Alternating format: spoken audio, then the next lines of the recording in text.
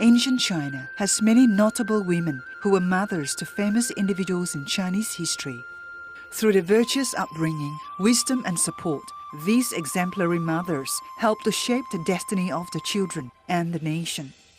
One famous mother was Yue Mu, the mother of the great General Yue Fei, who was born in 1103 towards the end of the Northern Song dynasty. Yue Fei's parents were humble farmers in what is today's Henan province. When Yue Fei was a young man, China was constantly attacked from the north by the Jurchen army. At the time, the Song imperial court urgently needed soldiers to defend the country. One story has it that Yue Fei was so caring and loyal to his mother that he was ready to stay at home to look after her instead of going to war. But his mother would not let the son do that. Knowing his son was torn between loyalty to the country and filial piety for his mother, Yue Mu encouraged her son to embrace the honor of defending his country.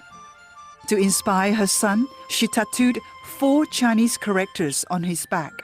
Jin Zhong Bao Guo. It means to serve the country with loyalty. With his mother's blessing and unwavering support, Yue Fei joined the army and later became one of the greatest military generals during the Southern Song dynasty.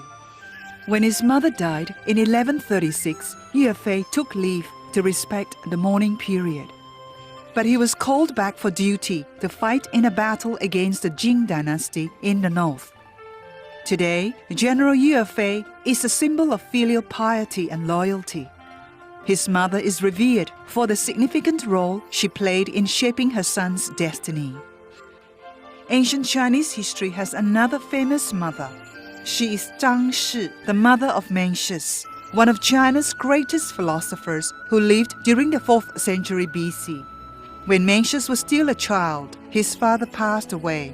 His mother had to care for him alone, and although they were very poor, this did not stop her trying to find a good environment for her son's upbringing. One story has it that Mencius' mother moved house 3 times before finding a suitable home. The first home was near a cemetery. She noticed young Mencius imitating the mourners in funeral processions and realized it was not a good environment for her son. So she moved near to a marketplace. But when she saw Mencius imitating the traders' haggling voices, she decided to move again. She didn't want her son to behave like the traders, as in ancient China, merchants and traders were considered the lowest social class. Mencius' mother then moved to a house near a school. When she saw Mencius imitating the scholars, she was assured that it's the right place to bring up her son.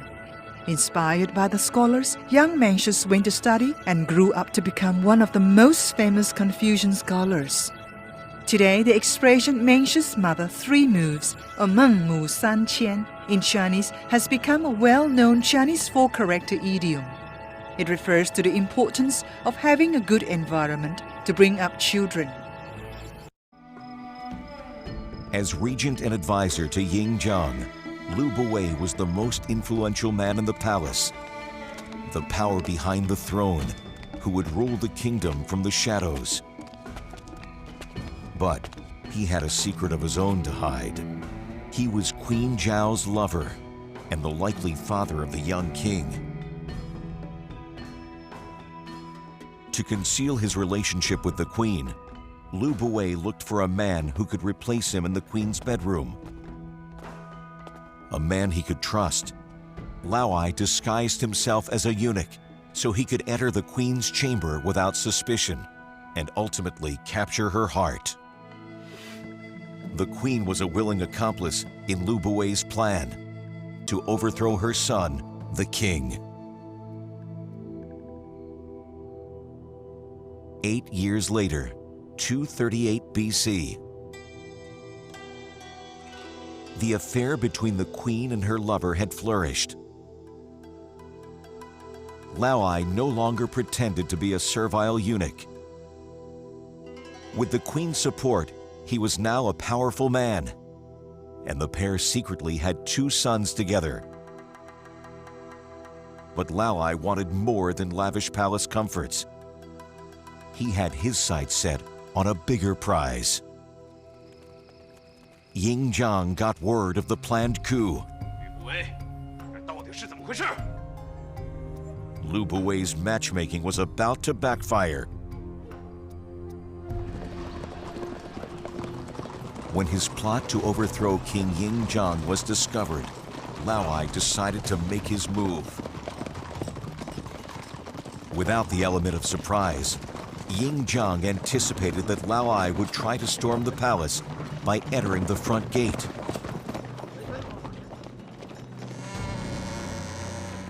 He set a trap, and Lao Ai and the rebels fell into it.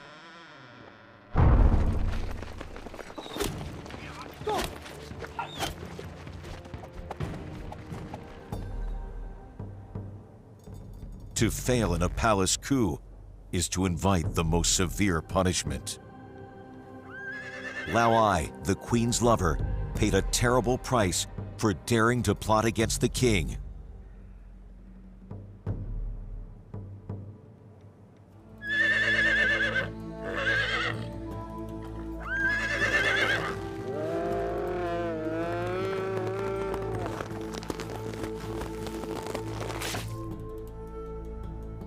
Lao Ai and 3,000 of his men were executed or exiled by Ying Zhang.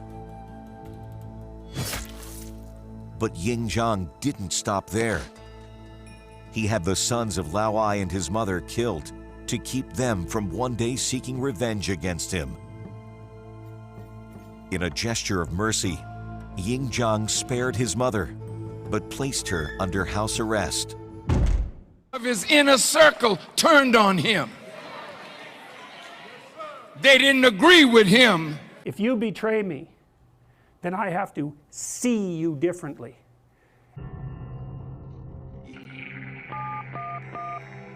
My mother, she picked up the phone and I looked at her and, well, she's not gonna call the police. I didn't think nothing of it. She picked up the phone and she called the police. And I was shocked. I was like, my own mother called the police on me. I love my mother. I would never hurt my mother. Took the keys and I left. NYPD learns from Gelman's mother that he is driving a 2004 silver Lexus. So Dante was trying to get to the bottom of what constituted evil, really, in this representation. So it's a work of psychology, and he was thinking, well, there are various ways to behave reprehensibly, but there's a hierarchy of reprehensible behavior, and there's something absolutely the worst at the bottom. And Dante believed that it was betrayal. And I think that's right, because, you know, one of the things that enables long-term cooperation, peaceful cooperation between people is trust. The center of malevolence is betrayal. I like that because to betray someone, you have to get them to trust you, and trust is a moral virtue. And if you betray that, it's like a knife in the heart through the back, especially if it's someone who loves you, betrays you. Trust is what enables us to look at each other without running away screaming.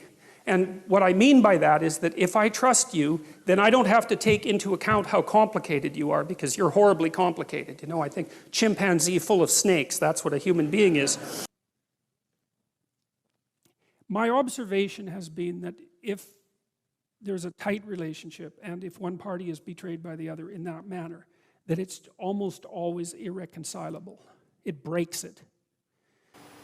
The Gospel of the Lord. Praise to you, Lord Jesus Christ. Mary never abandoned her son, stood by him under the cross. And hopefully mothers, that in spite of the many pains and sufferings, you are a mother that will stand in the suffering of your children. Not that you caused it, but you accompany them. Sometimes you cannot prevent the sorrows of your own children, but hopefully you are not the one who will be betraying your own children. That you will not cause the pain of your children. That whatever pain you have created, you will be humble enough to heal it by being humble enough to say, I'm sorry. What is yelling all about? Yelling is a defensive mechanism in the face of a perceived threat. Think about it. Why would you ever yell? Because you feel threatened, right? And your brain is designed to take care of you. So I want you to understand that this is a natural response that your brain is having to that perceived threat. It's part of what we collectively refer to as the fight or flight response. Think about those two words for a minute. Fight or flight. You're going to do one of those things to keep yourself safe from the perceived threat. And yelling is a form of fight. You're not wrong for feeling like yelling. It's just your brain taking care of you. Your brain is designed to keep you safe. And this is good news. Your brain loves you, doesn't want you to get wiped out or annihilated in some way. And so there are natural reactions that are built into your own brain to keep you safe. In the moment when you feel like yelling, you are flooded with chemicals. Now, chemicals are the way that our nerves talk to each other. When we feel like yelling, we've already been flooded with chemicals. And it's going through our entire body. It's causing a different reaction in different organs. When adrenaline, for example, hits your heart, it causes it to beat faster. It causes you to feel a little pumped up. But they were monitoring the heartbeats. When men are in a conflict, their heartbeats get to 99 beats per minute. He looks stoic, but his heartbeats are in warrior mode. The woman, she's out of control. Her heartbeats are normal. But there is application in any relationship between men and women where you basically care about the other person. It applies because it's really a male and female, not a husband-wife issue. That's what happens to a man physiologically before he throws himself on a hand grenade to save his buddies in war. This is what happens to him when someone invades your home and is about to hurt you. This is the adrenaline that comes over him that literally leads him to his own death. He doesn't cower in fear. He just moves. That energy moves into a quick kind of thing. You got to calm down. If I was best friends with a guy and we were, guys get mad at each other, we're lethal. At a certain point, we don't fight with words. We fight with our fist, and we could hurt each other. We know that. I'm so sick and tired. Is it an act of hostility? Or is it an act of honor? The answer is yes.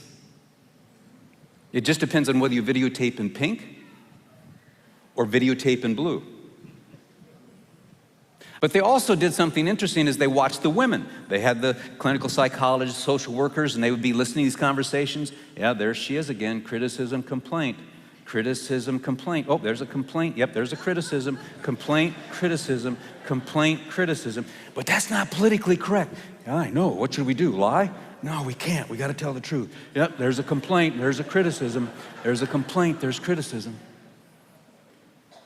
And the men were asked, what do you feel when she keeps criticizing? Ongoing criticism just feels like she's got contempt for who I am as a human being. I think she's just using this topic as another opportunity to send me a message she doesn't like who I am.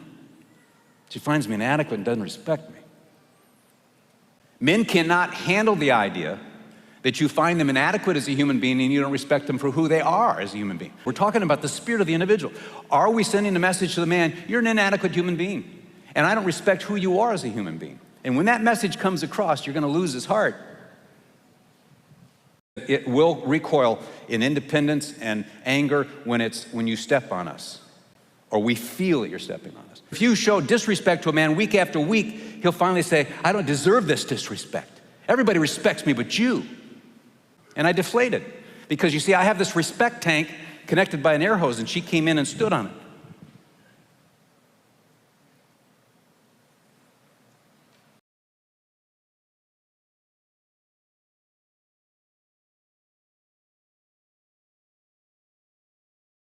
And you're judging him based on a vulnerability it has that you don't understand, but you dismiss as childish, when the truth is, he hears a message. So his judgment is much more severe, isn't it?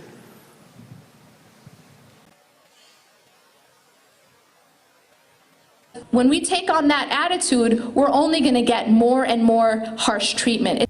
He's not a man yet, but he will be. But if you keep on dogging him, you won't have nothing, because your damn mouth is what it is. It's a snake pit. We talk about the betrayal of narcissistic parents and how they isolate their children. If this child is isolated, and this is why they isolate them, they can befriend their children's friends. Crazy. Only so that they can begin to triangulate their child, to use their friends as flying monkeys, so that they can run smear campaigns against their child and tell their friends how they suffer at the hands of their disobedient child.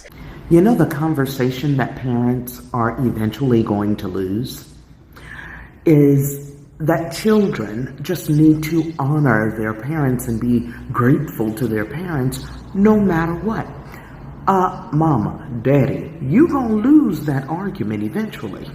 There are many children who have been conditioned and guilted into staying around, regardless of what you do or how you've treated them. But they're waking up.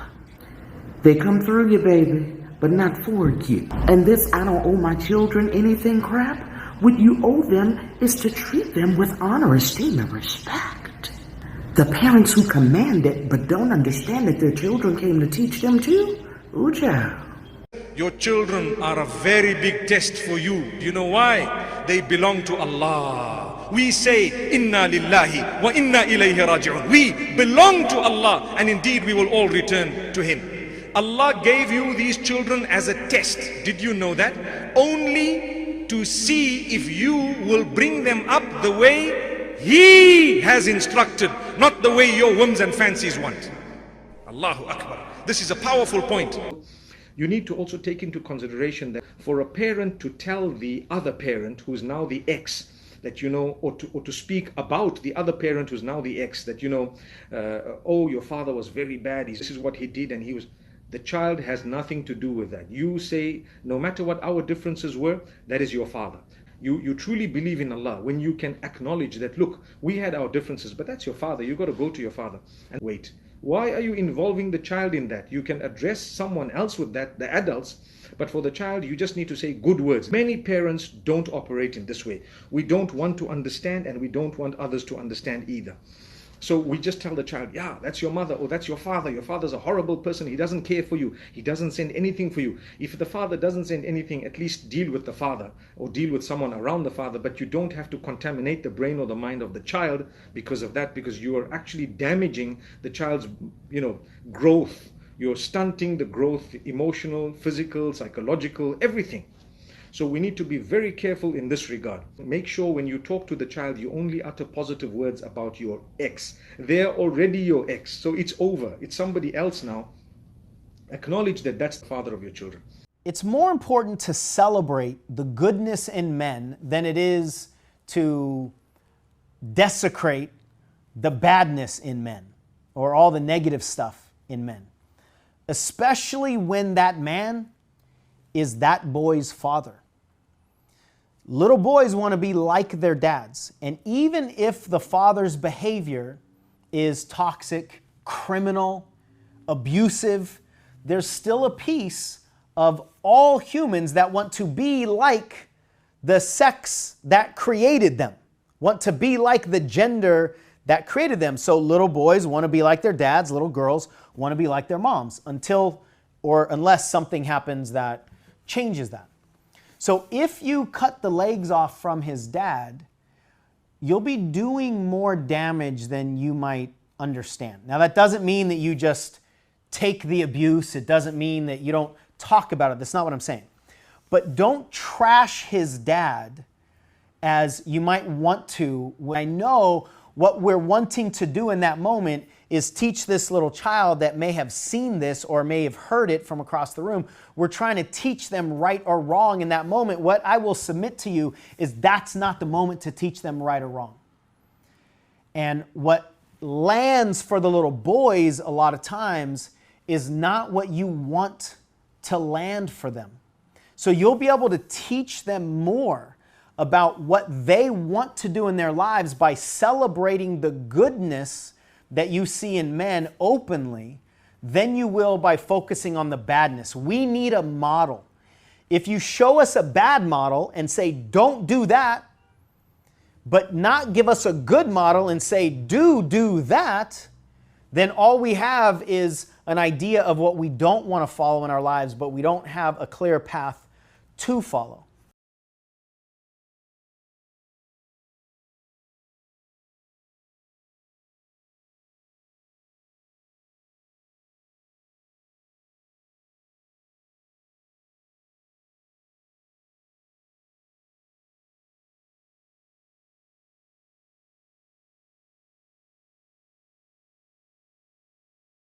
And one of the worst things you can say is, I hope you don't turn out to be like your dad.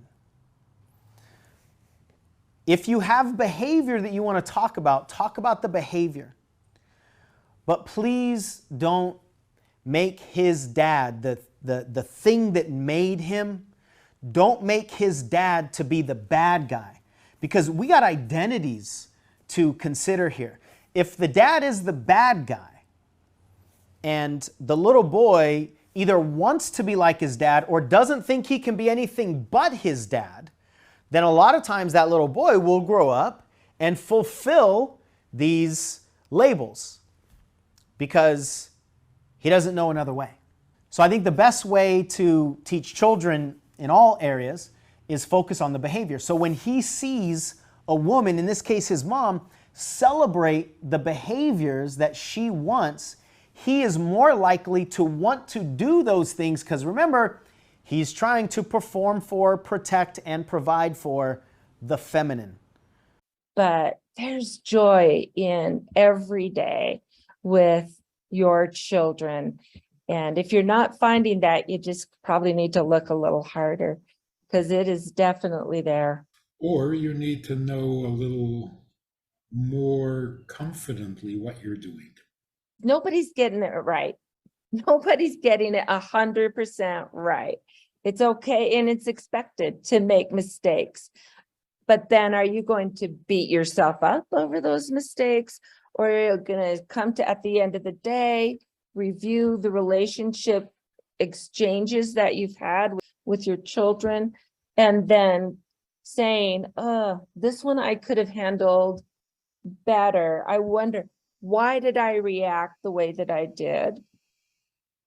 What was going on? And then what can I learn from that? And then do better. If I need to make apologies, jump in and make those apologies and talk with your child or your spouse and say, how can we make this work better? The greatest gift what we can give our children is finding that stable, loving home environment. Stable, safe base, home base. That's not educating your children. That's simply not destroying them. That's just maintaining a healthy child. So you haven't really raised your children if you give them security and safety. I mean, that's just the nest. But that's so important, of course. Now, here's part of the dilemma for parents today. How much authority do we have at home, parents? Well, there's a big push right now to lessen the authority. Huge. But, you know, a mother who says something to her child and the child looks at the father and they both laugh or roll their eyes. Well, and I've heard parents say they think it's funny. It's so funny. He does this disrespectful thing. I'm thinking, it's cute when they're 2, but wait till they're 16. Okay, so now let's assume that everything is in place, all the necessary pieces. And now you have a calm, peaceful, safe structure for the children. Now begins the education, or what we call raising children. Not protecting them, raising them. Here is something we don't often hear. What in the world does it mean to raise a child? We have various forms of pleasure. A child at birth experiences only one kind of pleasure: touch. That's the sense that gives pleasure and security. A little later on, taste. Taste. They put everything in their mouth. You got to taste it all and see what it is. So they know touch and taste. That is the pleasure of their lives. And that's why if you don't hold them and you don't feed them, there's no pleasure in life, because they don't know any other pleasure. So it's like you're cuddling them too much, you're going to spoil them. You're not going to spoil them. It's the only pleasure they can experience. Right. But then the objective is to raise them. Raising them means introduce a better, higher pleasure into their life. Raise the bar of pleasure. Really raising children successfully means you move them from the level of pleasure they had to a higher, more meaningful, more noble pleasure. So what do? This is universal. We sing to them. Mothers sing to their children. The idea behind that is not to develop musical talents. The idea is introduce a better pleasure that a child can experience. The rhythm of music is a new pleasure, and children love it. Yeah. So you've introduced something a little more noble than eat and touch. In fact, Jewish tradition, I'm sure other communities as well, the place we sing most often is at the table. Oh. So when you're enjoying the food, the pleasure of taste, we want to interject a little other pleasure, right? A finer pleasure, that of music, song, the audio pleasures. Yeah. Which is more refined than touch and taste. Well, and we learn things more quickly through songs too. Then you introduce a higher pleasure. You raise them another rung on the ladder that stands on earth and reaches into heaven. The next rung is good character, heroes, people who do things that are special, that are extraordinary, impressive. How do we teach that?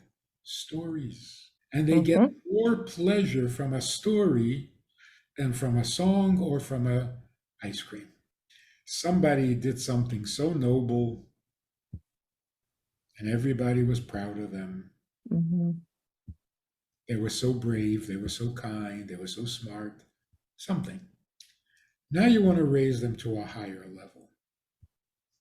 The next step. The next step in pleasure is intelligence. When you ask a child a riddle and they figure it out, the pleasure is overwhelming. Now we're starting to become human beings. Yeah. Then you go to the final level, the highest level, the pleasure of serving others. Huge. It's got to be a pleasure, not a burden, not an obligation, a pleasure. So to raise children is not a psychological endeavor. We're so concerned about our children's psychological health that it makes us crazy. Stop.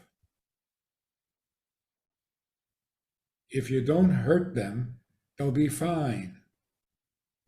The objective is to elevate them from the pleasures they're born with to a more noble, more sophisticated, more human pleasure.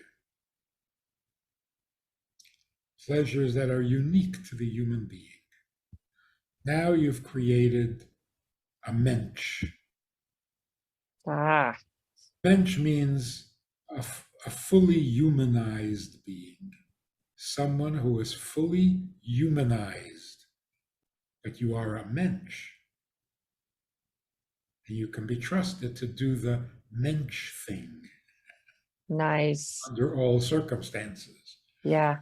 So I think that might help kind of define or focus what it means to parent without getting into the psychobabble. We are still a work in progress, much like they are still a work in progress. And you can say, I learned something. And this is what I think it's going to mean for us. And you have that conversation with your child. I learned that screaming at you all the time isn't probably the best route to go. So we're going to work on this as a family and try to bring kindness back into our home. There is no such thing as a good mother, because you can never be good enough. You can't. Modern families, children will never grow up. They're in their 30s and they act like 9-year-olds. And their only real pleasure is taste and touch. Hedonists. Fancy name. It is. But really, they're just babies. They were never raised from that level of pleasure to the more noble pleasure of the pleasure of serving others. Yeah. Being of service. Yeah.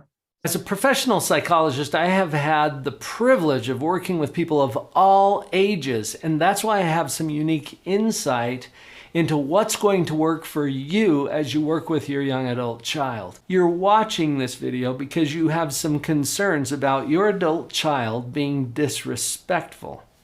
How does that impact you? As you understand that your own neuropsychology is being compromised by that fight or flight response, here's the response you can insert instead. I call it the power of the pause. We don't want to trigger their fight or flight response either. Push the pause button. Don't respond until the adrenaline is gone. That's our first of those 3 powerful responses. Powerful response number 2. Consider an apology.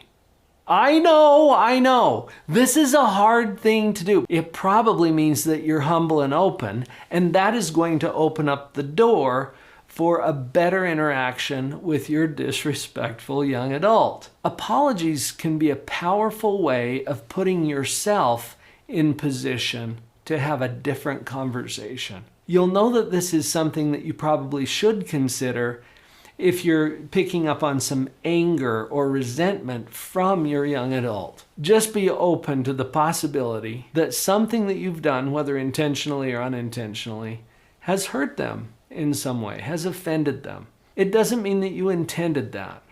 It just means that you're open to the correction. Does that make sense? And own it. It has to be something that you can actually get behind, okay?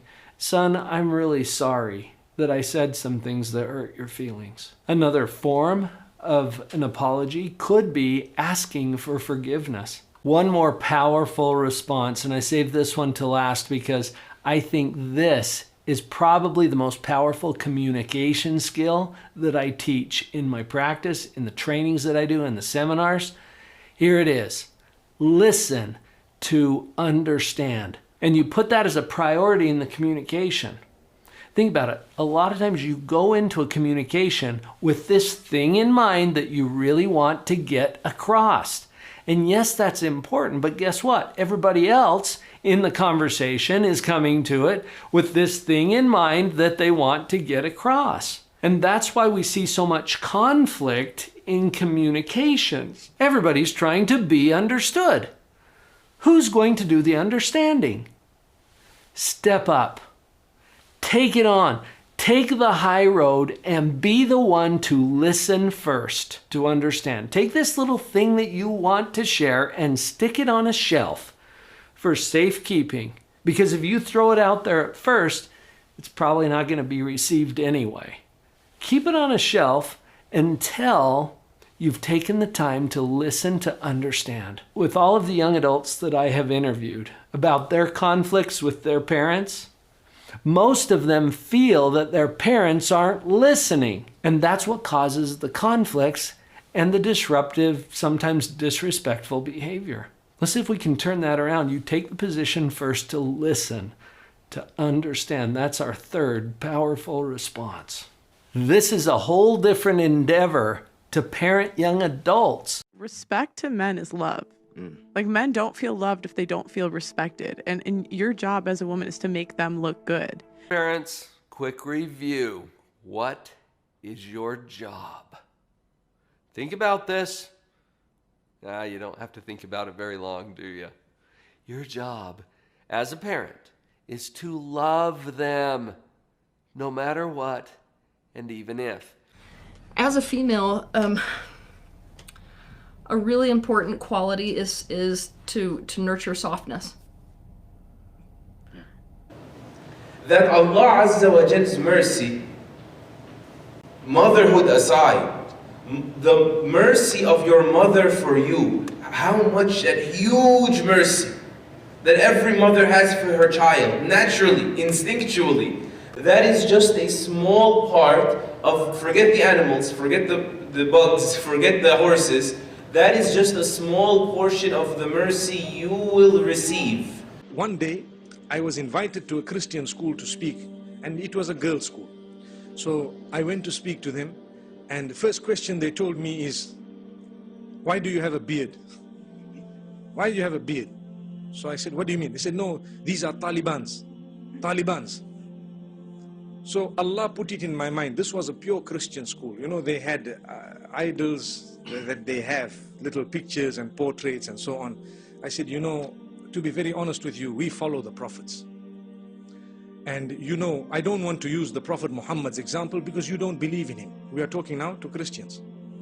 But I want to tell you, when I walk in the streets of Harare, Harare is the capital of Zimbabwe, where I come from. When I walk in the streets of Harare, the small boys, they say, Jesu.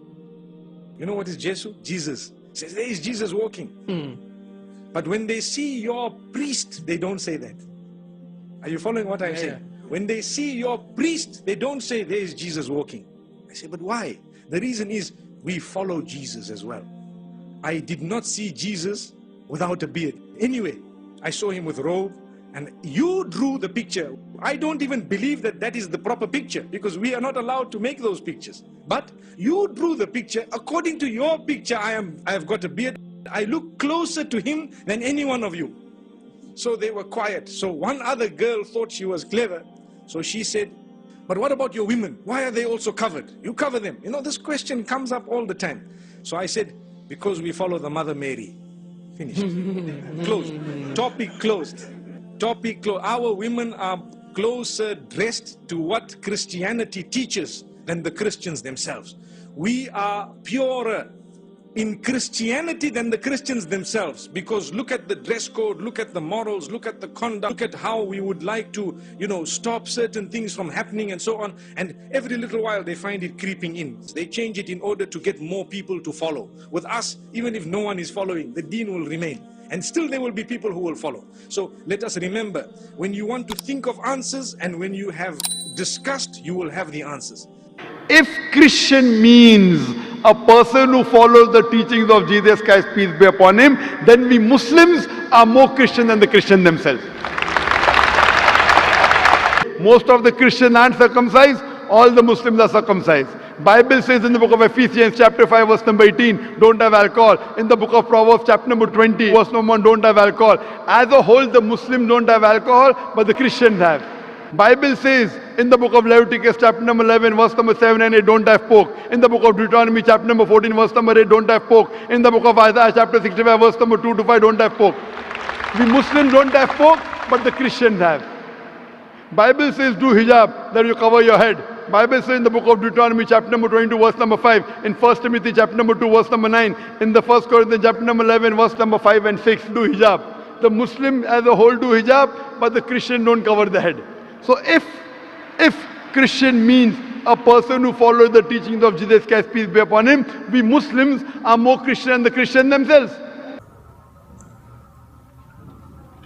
ثم قال أكثر ما يفسد الملك والدول طاعة النساء.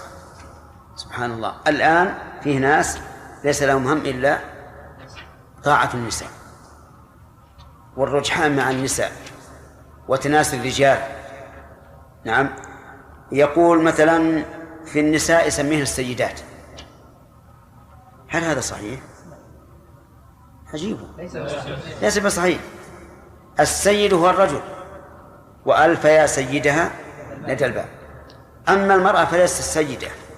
إن قلنا إن أعطيناها هذا اللقب الشريف أعطيناها إياه نسبيا، نقول هي سيدة بالنسبة لامرأة دونها، أما سيدة على الرجال فلا يمكن أن تطمع في ذلك.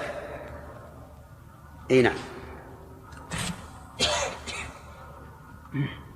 وأكثر ما يفسد الملك والدول طاعة النساء. وفي صحيح البخاري عن أبي بكرة رضي الله عنه أنه قال صلى الله عليه وسلم: لن يفلح قوم ولوا أمرهم امرأة.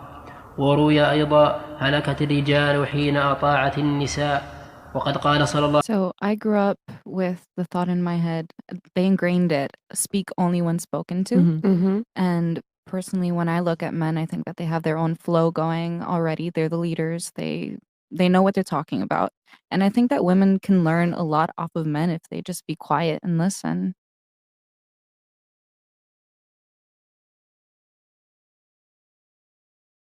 Patria potestas, the main father for the whole extended family, the oldest guy, and therefore considered the wisest. There's a patria potestas in every household. You also have to think of a patria potestas as the man of the house. The patria potestas, he controls everything. That a man has a responsibility to be a priest and a prophet and a provider and a protector. A priest and a prophet and a provider and a protector. There are some things that get on a man's heart. There are some things that upset him. We are winners by nature. Anything a man loves, he will take care of. If he stops taking care of it, it means he doesn't love it. Without respect, he ends up reacting in ways that feel unloving to her. Because it's very natural for me to be unloving, especially when I feel disrespected. If he could just feel that you respect him and trust him and you believe in him and admire him, and all of those things really do tend to be more important to the average man than feeling that you love him. Wow. It's a big difference. There are many evil, betraying, deceptive traits found in the munafiq, found in the hypocrites. And from their deception outwardly is painting a picture to be an advisor and trustworthy. But their true reality inwardly is betrayal and alienation. And whenever the individual is entrusted with something, he proves to be deceptive.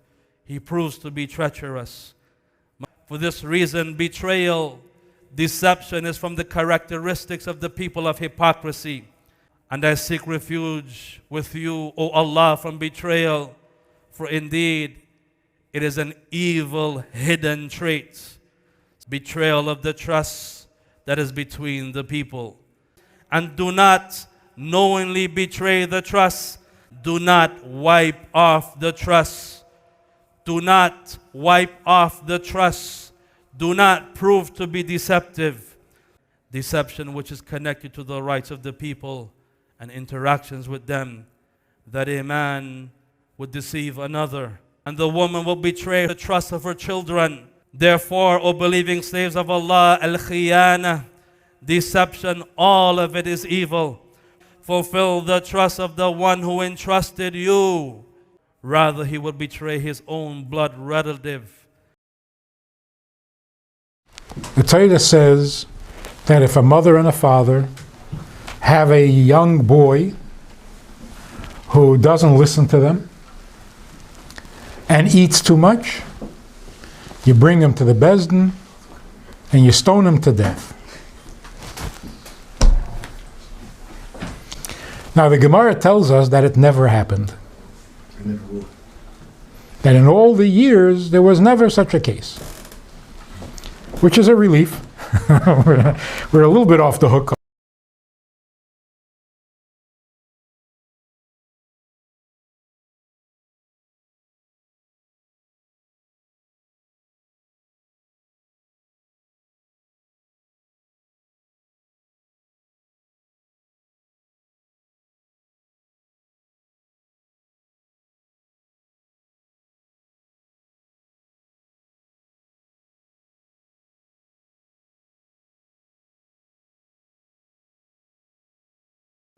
In these areas, being a Jew, being a spouse, being a child, being a father or a mother, you cannot be good. You just have to be devoted. So what's a bad mother? A bad mother is a mother who doesn't want to be a mother. That's bad. In this video, I'm going to share with you 3 things that boys need from their moms, regardless of whether the father is present or not. I'm Sean Smith. I've been coaching and training for over 14 years now. I'm a geek when it comes to human behavior of all kinds. And what I'm most fascinated by are the ingredients that lead to the behavior patterns as they show up when we're adults and all the things that we're trying to change. So in this video, I want to dive into the deeper ingredients of what boys need from their moms in order to live a more grounded, a more joyful, a more happy, a more successful life, however you define that. The first thing boys need from their moms is to experience true feminine love. The feminine energy doesn't have conditions. So the true feminine energy has unconditional love regardless of performance. You can't give a sense that your love, your nurturing, is conditional upon their behaviors, their actions. You want to nurture your boys regardless of their behaviors. You can focus on bad behavior. You can talk about the rules that need to be enforced and set boundaries and all those things without them feeling like you are withholding your love. It's hard for men to do that. It's much easier for women to do it, although a lot of women don't. So when we mess up, and of course we will, we want to know that our mom is not going to withhold her emotional nurturing and caring. And actually, that will cause us to amend our behaviors a lot more than if we feel like our enoughness, our value, our love from our mom is conditionally tied to how we behave. However, inside of your unconditional feminine nurturing, don't teach us how to be a man. It's not your role to teach us how to be a man. It's your role to teach us that you won't leave on our journey into manhood, because we're going to fall, we're going to stumble, we're going to break some bones figuratively and literally. And when that happens, your job as the feminine nurturer is to hold this space while we figure ourselves out. And finally, inside this nurturing conversation, please be really careful about not emasculating your boys. See, the masculine energy wants to provide, perform, and protect for the feminine. Sometimes it might look like we're trying to impress the masculine, but we're actually doing this for the feminine. So when the feminine cuts us down, it hurts at a deeper level than when the masculine cuts us down.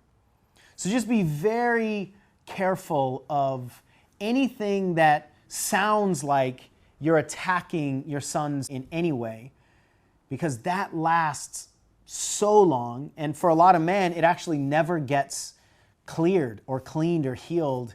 So a lot of emasculation starts real early in the development process, coming from the mom. Discuss that no matter what he does, no matter how messy he gets, no matter how much he fails, you'll still be there loving him as his mom. So for the most part, you just don't want to attack his ability to perform, his ability to provide whatever it is that he's trying to accomplish, and his ability to protect. Sometimes that's protecting himself, protecting siblings, protecting toys, protecting animals. Those are the three pillars of masculinity, and you want to allow him to develop those while you're holding this nurturing space for him. When he sees a woman, in this case his mom, celebrate the behaviors that she wants, he is more likely to want to do those things, because remember, he's trying to perform for, protect, and provide for the feminine. So by you celebrating the behaviors that are healthy, he will desire to fulfill those behaviors. If you just tell him what not to do, he doesn't really have another road to follow. Such is the nature of love that it is the preeminent virtue. It never collapses into decay.